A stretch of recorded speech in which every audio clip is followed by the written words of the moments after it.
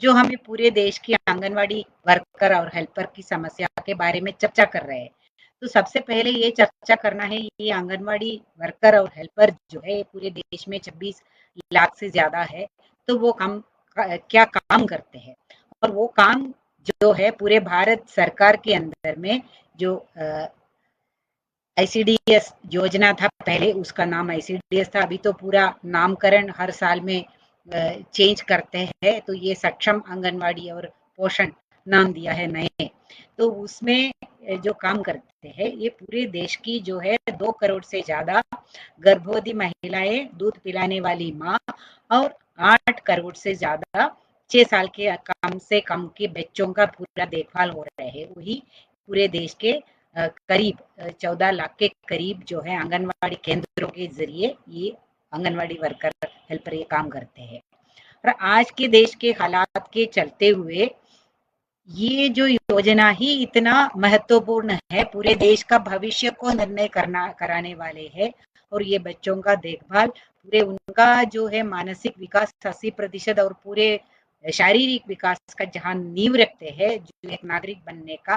तो उसी टाइम में उनका क्या देखभाल हो रहा है, वो क्या खाते हैं पीते हैं और क्या उनका पूरा स्वास्थ्य का देखरेख कैसा है, और उनका जो शिक्षा जो है स्कूल पूर्व शिक्षा जिसको हम बोलते हैं, और समेकित जो बाल विकास हम बोलते हैं मानसिक विकास के लिए भी, वो क्या होता है, ये इसके ऊपर है पूरा देश का भविष्य। जनता से देश का भविष्य बनता है। और सबसे पहले हम तो यही इसी का जो है जरूरत तो है, महसूस करते भी है, और अभी इसके अंदर में जो काम करने वाले जो आंगनवाड़ी वर्कर और हेल्पर है, तो वो इसके अंदर में जो सबसे महत्वपूर्ण ये काम जो जनता के बीच में ले जाते हैं, स्कूल में बच्चों को ले आते हैं, आंगनवाड़ी केंद्र के अंदर उनका पूरा का पूरा देख रेख करते हैं, उनका वजन करते हैं, उनको अस्पताल ले जाना है तो वो करते हैं, टीकाकरण करते हैं, और उनको जो है पढ़ाते सिखाते, दुनियादारी सिखाते, कैसे आपस में रहना है ये सिखाते हैं, तो इनकी जीवन के अंदर बहुत बड़ी एक भूमिका अदा करते हैं। तो ये योजना के बारे में भी, और ये जो योजना का ये इतना महत्वपूर्ण सेवा जो करने वाले जो आंगनवाड़ी वर्कर और हेल्पर को के बारे में भी सरकार का क्या रवैया है, ये यही हम लोगों को बहुत बड़ा चिंताजनक नहीं है कि एक तो एकदम एक जो है ये देश की जनता के बारे में और ये वर्कर हेल्पर के बारे में सरकार का एक जो है कि एक तो हम बोल नहीं सकते कि नजरअंदाज है, उससे भी बढ़कर है कि एकदम ये क्रिमिनल माइंडसेट में जो शोषण, जो गुलामों की तरह ये लोगों को, ये काम करने वाले को देखते हैं, और जो जनता को तो कोई मूल्य ही नहीं है, वो कैसे रहे ना रहे, वो उनका बच्चा जिंदा रहे ना रहे, इस तरीके का नजरअंदाज एक स्कीम के बारे में भी हो रहा है।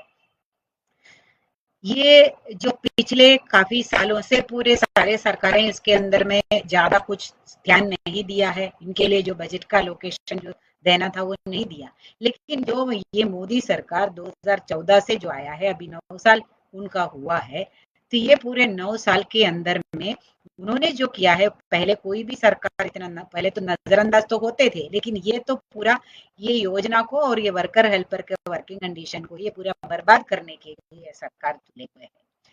इसीलिए जो है कि ये जो है बजट में कटौती 2014 में पहले ही जो सरकार आए है,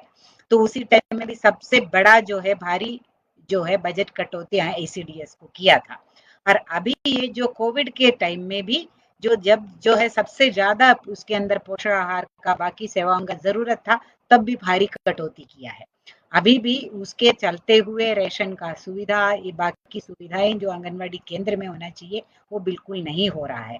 आंगनवाड़ी केंद्रों का बहुत सारे केंद्र जो किराए पे चलता है, उसके तो किराया टाइम पे नहीं आता, एक दो दो साल का किराया पेंडिंग है, और जो भी उसके अंदर में पानी का व्यवस्था, टॉयलेट की व्यवस्था, ये सारा होना चाहिए, बिजली होना चाहिए, बच्चों के लिए एक सुविधाजनक एक एटमोसफियर होना चाहिए, वो बिल्कुल है ही नहीं, उसके लिए कोई बजट नहीं है। घोषणा के ऊपर घोषणा तो बहुत करते हैं, लेकिन इसके अंदर में सुविधा तो बिल्कुल है नहीं। और जहां तक आंगनवाड़ी वर्कर और हेल्पर का सवाल है, तो ये आंगनवाड़ी वर्कर हेल्पर को कोई वर्कर का जो सरकारी कर्मचारी का कोई दर्जा नहीं है, ये हम लोग हजारों बार लाइव प्रोग्राम में बार बार बोलते जा रहे हैं, लेकिन फिर भी दोहराने की जरूरत है। एक तो ये श्रम जो है, जो हम मेहनत करते हैं, बच्चों की देखभाल, जो पूरे जनता की जो देखभाल है, ये काम है कि नहीं? ये इसी पे ही सरकार की दोहरी नीति चलता है। और ये स्वयं सेवी के नाम पे जो सरकार क्या पैसा देते हैं, ये 4,500 रुपया महीना केंद्र सरकार के तहत में ये देने के लिए उन्होंने ऑर्डर दिया हुआ है। और उसमें से भी 2,700 रुपया ही केंद्र सरकार देते हैं, बाकी राज्य सरकारें देते हैं। ये है एक वर्कर का। और एक हेल्पर का 2,250 रुपया, और वो एक महीने का बात है। और उसमें से भी 1,350 रुपया केंद्र सरकार देते हैं। और एक मिनी आंगनवाड़ी वर्कर का 3,500 रुपये में 2,100 रुपया जो केंद्र सरकार देते हैं। तो आज के दिन में, जैसे मैंने बताया, ये महंगाई का दौर में गैस का सिलेंडर का सब्सिडी तो खत्म हो गया। वो ये 2 किलो टमाटर भी खरीदेंगे और एक गैस सिलेंडर भी खरीदेंगे तो हमारा तो तनख्वाह खत्म। तो कैसे जिंदा रहेंगे लोग, ये सबसे बुनियादी सवाल है। और इसके अंदर सालों की, और ये जो 4,500 रुपया भी है, वो 2018 के बाद में 1 रुपया नहीं बढ़ाया केंद्र सरकार। जो सालों की लड़ाई के चलते हुए अलग अलग राज्यों में हमारी यूनियनों के नेतृत्व में आंगनवाड़ी वर्कर और हेल्पर ने बहुत बड़ा अपने योजना को बचाने के लिए, उसके अंदर बजट के लिए, जनता की मांगों को लेके और अपना तनख्वाह के लिए और बाकी सुविधाओं के लिए जो लड़ाई लड़ा है। तो बहुत सारे राज्यों में राज्य सरकारें अलग अलग पैसा देते हैं। लेकिन केंद्र सरकार ने पहले ऐसा भी था कि 3 से 5 साल में एक बार कुछ ना कुछ 100 रुपया से पहले शुरू किया था। तो ऐसा 100-100 रुपया करके या 500 रुपया ऐसा करके पैसा तो बढ़ाते थे कम से कम 5 साल में एक बार। लेकिन पिछले जो 6 साल से जो चल रहा है, उसमें एक पैसा बढ़ाने का केंद्र सरकार कोई नाम ही नहीं ले रही। दूसरा है, पूरे देश के अंदर में जहां पे बीजेपी का शासन ज्यादा चला है, वहां पे सबसे कम तनख्वाह है। जैसे यूपी वगैरह में जो राज्य सरकारें भी बहुत कम तनख्वाह देते हैं। काम तो पूरे देश में एक है, लेकिन तनख्वाह अलग अलग है। ये सारे मांगे जो हम बार बार बोलते रहे हैं। और बात तो ये नहीं है कि वर्कर तो मांगेंगे ही, लेकिन वर्कर ही नहीं, वर्कर हेल्पर भी नहीं, कि पूरे देश के अंदर में जो भी ट्रेड यूनियन तो मांगेंगे, लेकिन जो सरकार ने जितने भी ये आईसीडीएस का कुपोषण के बारे में भी जितने कमेटियां गठन किया है, जितने भी जैसे जो जाने माने लोग हैं जो जिसके इसके बारे में काम करते हैं कुपोषण के खिलाफ में, और लोगों के वर्किंग कंडीशन के बारे में भी काम करते, सभी ने ये सिफारिश किया है आईसीडीएस में जब पैसा बढ़ाना चाहिए, उसकी पूरा इंफ्रास्ट्रक्चर के लिए, उसके खाने के क्वालिटी के लिए, बच्चों का पढ़ाई के लिए, सब में मात्रा बढ़ाना चाहिए। और उसके साथ साथ में जो ये बुनियादी काम करते हैं, और वो भी समाज के सबसे निचले तबके के जो औरतें हैं, सारी औरतें हैं, तो उनका जो है वर्किंग कंडीशन, उनकी जो काम की जो स्थिति है, उसके अंदर सुधार लाना चाहिए और इनका तनख्वाह देना चाहिए। न्यूनतम वेतन का तो हम डिमांड करते हैं। और जितने हमारी आंदोलन के बाद में जो जितनी भी पार्लियामेंट्री कमेटियां बना है, वो सारी कमेटियों ने ये सिफारिश किया है। जहां हम शुरुआत करेंगे 2006 में, जो जहां सीआईटीयू की जो सचिव है साथी दीपांकर मुखर्जी, वो पिटीशन कमेटी की मेंबर थे जो पार्लियामेंट्री, उसी से लेके हम लोग पिटीशन कमेटी में गया, उनका सिफारिश आया। 2011 में हमारे ये चलते हुए जो औरतों के बारे में जो पार्लियामेंट्री कमेटी है, उसके अंदर में एक जो है खास आंगनवाड़ी वर्कर्स का वर्किंग कंडीशन के बारे में एक जो सिटिंग हुआ था, एक रिपोर्ट आया है 2011 का। तो उसी के अंदर में सिफारिशें आए हैं, इनका वर्किंग कंडीशन ठीक करना चाहिए, न्यूनतम वेतन मिलना चाहिए। और इसके बाद में ये आंदोलन को चलाते चलाते पूरे देश के ट्रेड यूनियन ने इतना बड़ा मोटा आंदोलन खड़ा किया। और उसके साथ साथ में इंडियन लेबर कॉन्फ्रेंस, जो पूरे देश में सबसे बड़ा बॉडी है, ट्राइपार्टाइट बॉडी है, उसका भी सिफारिश आया 45वां श्रम सम्मेलन 2013 में। और 46वां सम्मेलन जो हुआ है, जो मोदी सरकार के जो आने के बाद एक ही बार हुआ है, इसके बाद में वो श्रम सम्मेलन बुलाना ही बंद कर दिया। तो उसी के अंदर में भी ये सिफारिश आया कि आंगनवाड़ी वर्कर समेत बाकी स्कीम वर्करों को ये जो बुनियादी सेवा जनता तक पहुंचा रहे हैं, उनको न्यूनतम वेतन मिलना चाहिए, उनके लिए सामाजिक सुरक्षा पेंशन होना चाहिए, पीएफ ईएसआई का सुविधा होना चाहिए और इनको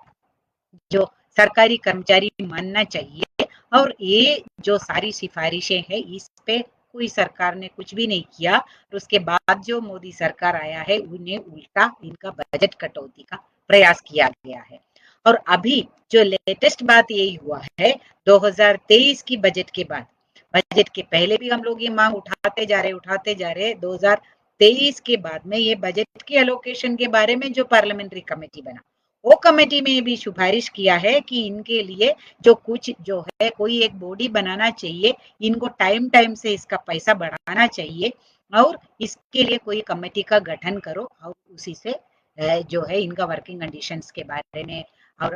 हर सालाना इसका वेतन वृद्धि होना चाहिए, बाकी क्या सुविधा होना चाहिए उसके लिए कोई मैकेनिज्म होना चाहिए, उन्होंने भी सिफारिश किया। और हमारा भी यही मांगते कितने सालों से, जो 1975 में जो 48 साल हो गया है इस योजना को, इस साल में हो रहा है, तो वो ये योजना के तहत में इससे ज्यादा क्या चाहिए। और अभी तक जब भी हम ये डिमांड लेके आते हैं तो जो सरकार बोलते सुप्रीम कोर्ट ने मना कर दिया। तो सुप्रीम कोर्ट ने क्या बोला था कि ये सरकारी कर्मचारी इनको बोल नहीं सकते थे, ये बोला था काफी साल पहले 2004 में। लेकिन अभी जो सुप्रीम कोर्ट ने जो हाल ही में पिछले जो है एक साल पहले 2022 अप्रैल में 25 तारीख को एक जो ऑर्डर पारित किया है, वो भी हमारी यूनियन C2 की गुजरात की यूनियन ने केस किया था। ये सुप्रीम कोर्ट के अंदर में वो काफी सालों से वो लड़ाई लड़ा नीचे के कोर्ट से होके, जो केंद्र में जो सुप्रीम कोर्ट ने केस में उन्होंने क्लियरली बोला, क्या बोला है, ये आंगनवाड़ी वर्कर और हेल्पर जो ग्रेजुएटी एक्ट के अंदर में वर्कर का डेफिनेशन के अंदर आता है, इसीलिए उनको जो वो ग्रेजुएटी देना चाहिए। इसका मतलब क्या है, ये वर्कर के डेफिनेशन में आते हैं। और उन्होंने ये भी बोला कोई भी तुम नाम दे दो, ऑनरेरियम, मानदेय या जो भी शब्द इस्तेमाल करो, ये वेजेस है। तो इसका मतलब जो है सरकार को समझ में नहीं आ रहा है, पूरे दुनिया को समझ में आ रहे हैं और जो भी कोई कानून भी नहीं जानते हैं उनको भी ये समझ में आ रहे हैं, वर्कर हेल्पर तो